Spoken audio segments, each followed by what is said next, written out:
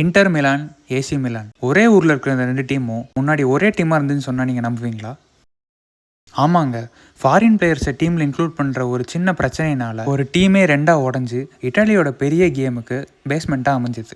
இந்த பிரிவுக்கான ரீசனை பார்க்கறதுக்கு நம்ம 1908 1908க்கு போயாகணும். அப்போ இருந்தது வந்து Milan cricket and football club அப்படின்ற ஒரே ஒரு டீம் மட்டும்தான். அந்த டீமில் இருந்த எல்லாருமே இட்டாலியன்ஸ் தான். அப்போ ஒரு பாயிண்ட் ஆஃப் டைமில் நம்ம டீமில் ஃபாரின் பிளேயர்ஸ் இன்க்ளூட் பண்ணாமா வேணாமா அப்படிங்கிற மாதிரி ஒரு கன்வர்சேஷன் ஒன்று ஸ்டார்ட் ஆகுது. இது ஒரு செட் ஆஃப் மெம்பர்ஸ் வந்து ஒத்துக்கல. ஸோ ஃபாரின் பிளேயர்ஸை நம்ம கிளப்பில் இன்க்ளூட் பண்ணணும்னு பேசினவங்க இதுலேருந்து பிரிஞ்சு போய் இன்டர் மிலான் அப்படின்ற ஒரு கிளப்பை ஸ்டார்ட் பண்ணுறாங்க. இந்த செப்பரேஷன் இட்டாலியில் இருக்கிற மிலான் சிட்டி ஒரு சோஷியல் ஐடென்டிட்டியாகவே மாறிடுச்சு. இன்டர் மிலான் வந்து பணக்கார ரசிகர்களோட ஒரு டீமாகவும், ஏசி மிலான் வந்து சாதாரண மக்களோட ஒரு டீமாகவும் பார்க்கப்பட்டுச்சு. இது அந்த 2 டீமோட ஃபேன்ஸ் ட்ராவல் பண்ணி மேட்ச் பார்க்க வர்றதை வச்சே செப்பரேட் பண்ணாங்க. இன்டர் மிலானோட ஃபேன்ஸ் வந்து மேட்ச் பார்க்குறதுக்கு பைக்கில் வருவாங்க.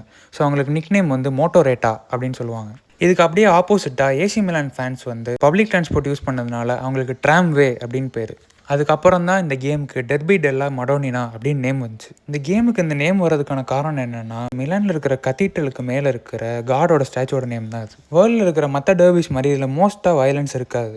2 டீமுமே equal amount of times win பண்ணதுனால அவங்களோட மொத்த ஃபோக்கஸுமே எவ்வளோ ட்ராஃபிஸ் நம்ம அதிகமாக வின் பண்ணுறோங்கிறது மட்டும்தான் இருக்கும். ஸோ ஃபாரின் பிளேயர்ஸ் இன்க்ளூட் பண்ணுற ஃபைட்டில் ஆரம்பித்த ஒரு விஷயம் இப்போ 2 டீமாக ஸ்ப்ளிட் ஆகி நிற்கிது.